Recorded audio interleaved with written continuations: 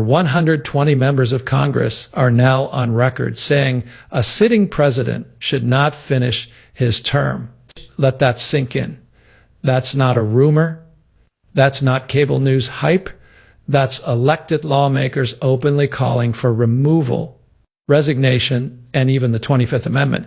This level of rebellion against Donald Trump is rare, extreme, and historically explosive. And it's sending shockwaves through Washington. Behind closed doors, lawmakers are filing impeachment resolutions, senators are breaking silence, and governors are using words like unfit and dangerous. Publicly, Trump is lashing out, escalating rhetoric, and melting down as pressure comes from every direction at once. Congress, courts, protests, and investigations. This isn't one scandal. It's a pileup, and the cracks are getting harder to hide. So what pushed things this far right now? Why are these demands exploding all at once? And what does this power struggle mean for the future of the presidency? Stay with me, because the next 10 reasons explain everything. More than 120 members of the U.S. House of Representatives have now publicly stated that Donald Trump should not finish his term. That number alone is staggering. This isn't a fringe protest or a handful of loud voices. It's nearly 1/3 of an entire chamber openly defying a sitting president. In modern American history, this level of direct opposition is almost unheard of, unless a presidency is already collapsing. And that's exactly why this moment matters. What makes this revolt so explosive is how public and formal it is.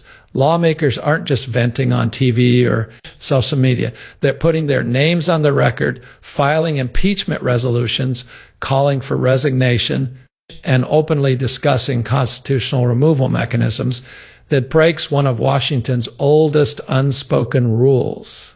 Internal dissent usually stays behind closed doors. And when it spills out like this, it signals something deeper, a loss of institutional confidence in the presidency itself. For Trump, this is more than political noise. It's a direct challenge to legitimacy. Every speech, every policy move, every court fight now happens under a cloud of rebellion. Even if removal never happens, the damage is real. Governing becomes harder.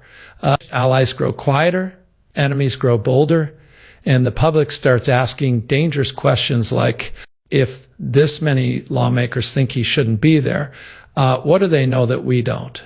This congressional revolt is the spark, and everything else unfolding right now is the fire spreading outward. If this breakdown helped you see what most headlines won't explain, drop a comment with your take. We read every single one. We put serious time and effort into these videos, so please subscribe. It's just one click, and it helps more than you know. What's fueling this crisis even more is the sheer volume of impeachment resolutions being filed against Donald Trump and how quickly they're piling up. This isn't a single dramatic attempt that fades away after a vote. It's a steady drumbeat, with lawmakers repeatedly returning to the same conclusion: that Trump's conduct represents a serious threat to democratic norms. Each new resolution adds weight, history, and legitimacy to the last, making it harder to dismiss the effort as political theater. What makes this moment different from earlier impeachment attempts is context. These filings are happening